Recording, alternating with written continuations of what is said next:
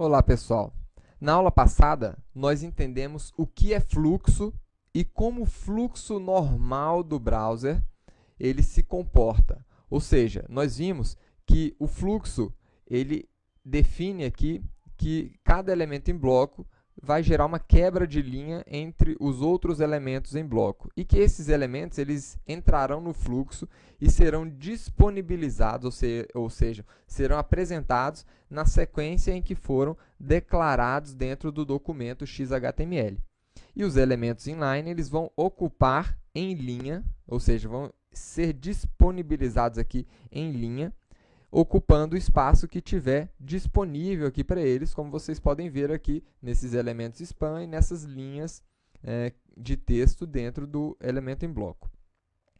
Agora, nessa aula, nós vamos estudar sobre o esquema de posicionamento float, que ele tem regras diferentes. Então, o esquema de posicionamento float, ele vai ser definido aqui pela propriedade float e os valores left e right, tá?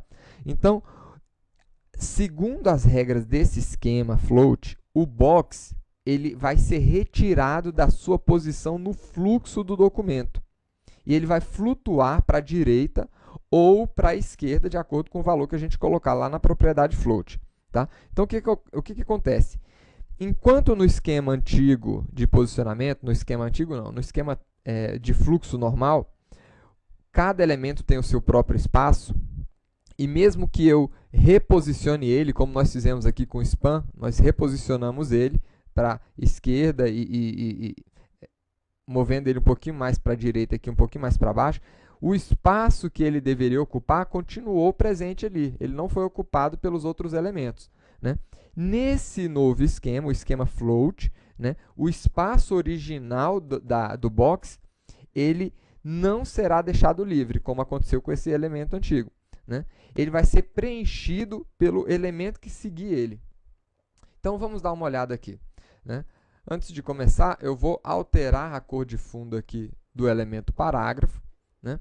E vamos, inclusive, alterar as dimensões desses elementos. Aqui eu vou colocar aqui a dimensão, a largura dele aqui de 200 pixels. Deixa eu ver se é muito ou se é pouco.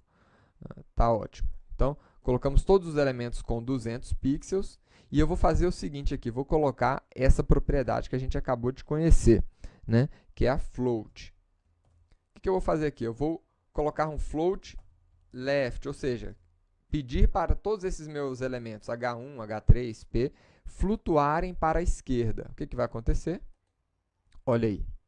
Então, o próximo elemento depois do H1, que é esse H3 aqui, ele flutuou para a esquerda e veio para cima, né? Esse elemento parágrafo flutuou e ocupou o espaço que tinha disponível aqui. O próximo elemento H2 não tinha mais espaço para ele entrar aqui, ele entrou, continuou o fluxo e entrou aqui embaixo, veio o próximo parágrafo e ocupou esse espaço, e se a gente aumentar esse espaço, eles vão ir ocupando o espaço ali à direita, estão vendo? Foi exatamente essa a propriedade que nós utilizamos para construir o menu, né, drop-down das aulas passadas. Então, quando nós queremos um menu horizontal, e nós podemos construir aqui rapidamente um elemento de menu, ele sempre vai ocupar, ele vai estar ocupando originalmente a posição vertical. Mas, né, se nós quisermos um menu horizontal, então nós precisamos modificar aqui o estilo. Vamos ver aqui. Então, nós temos aqui os nossos as nossas ULs ali, né, que não entraram naquele fluxo. E eu vou colocar o seguinte aqui. Então, vocês estão vendo aqui as nossas ULs. Eu vou alterar ali essas ULs para elas também ocuparem. Vamos remover aqui temporariamente esse texto. E está aqui as nossas ULs. E eu quero que as LIs elas flutuem para a esquerda, ou seja, que todas essas LIs agora sejam disponibilizadas aqui em uma única linha. Vamos ver como é que vai funcionar? Então, vou pegar aqui e vou colocar que as LIs irão flutuar, então, float para a esquerda. Então, está aqui. Então, ficou uma do lado da outra, não ficou muito bonito, né? Mas a gente poderia alterar a dimensão e colocar aqui 150 pixels para cada. Opa.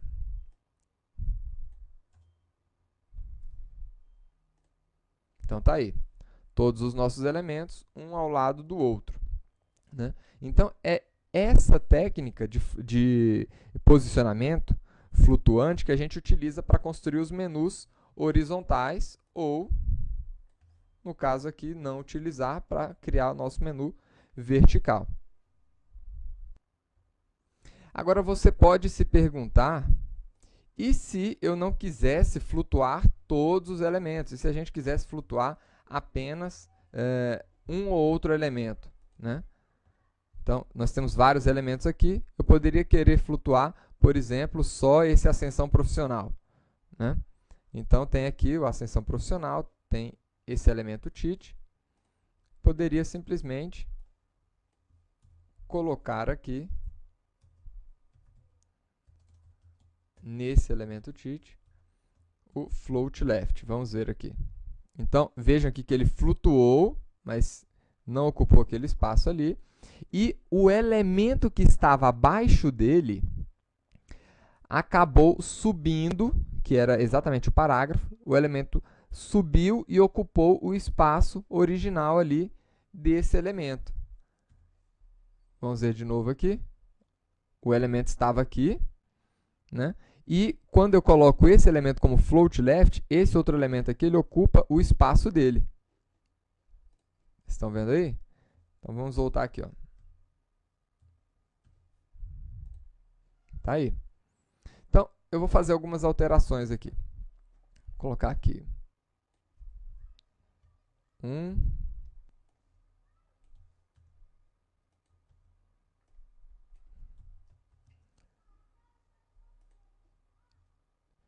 2.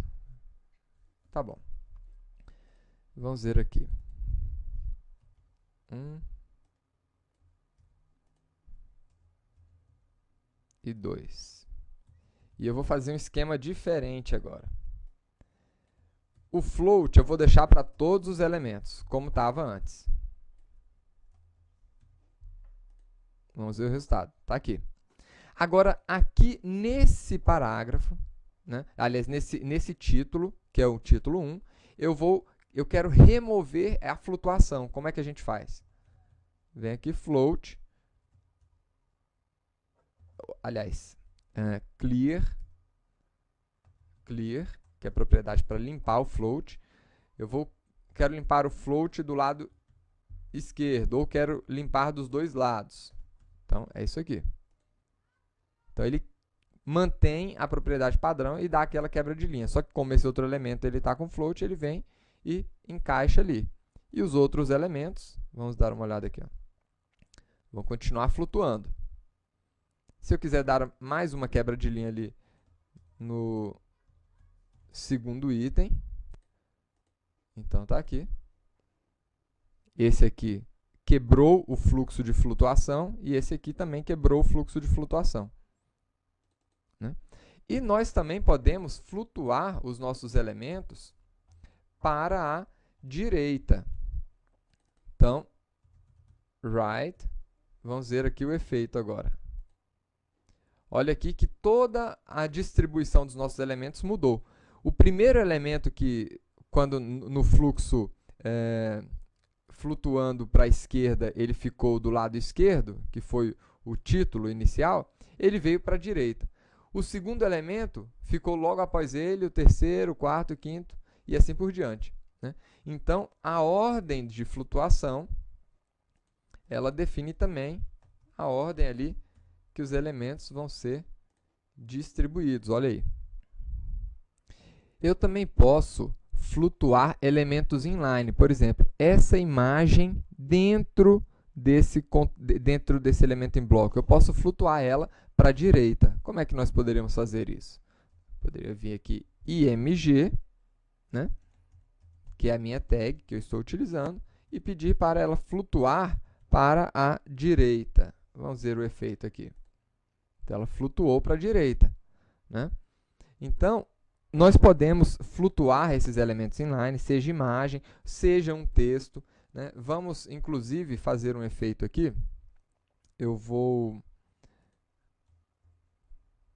pegar esse segundo parágrafo, vou ampliar um pouco mais esse segundo parágrafo. Está aqui, nós temos um segundo parágrafo um pouquinho maior que o normal, né? Vou tirar toda essa flutuação aqui, por enquanto. E também vou tirar a largura para deixar ele esse fluxo normal. Então, está aqui. Nós temos aqui o nosso texto um pouquinho maior. E existe, né, uma outra aplicação muito prática aqui desse tipo de esquema de flutuação, que é usado para destacar um pequeno texto, né, relacionado com o conteúdo principal. Imagina que a gente quisesse fazer um efeito de citação aqui dentro, né, mas com uma marcação aqui do lado direito, por exemplo, né? Vou explicar melhor. Vamos pegar destacar um texto aqui, por exemplo, esse texto, os membros da XTI, tal, e vamos marcar ele diferente. Eu vou aumentar um pouco mais ainda esse texto. E eu quero pegar uma área desse texto aqui. Vamos lá, aqui tá bom. Então, essas atividades. E aqui eu vou colocar um elemento spam mesmo. Vou colocar uma classe, que a gente anda usando pouca classe aqui. E vou colocar aqui destaque. E vamos destacar esse texto até aqui.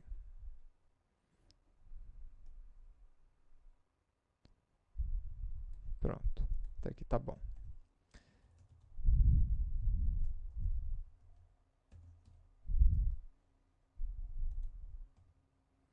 Ótimo, então tá aqui o nosso spam. É esse texto que está marcado aqui que eu quero destacar ele e flutuar ele à direita, né?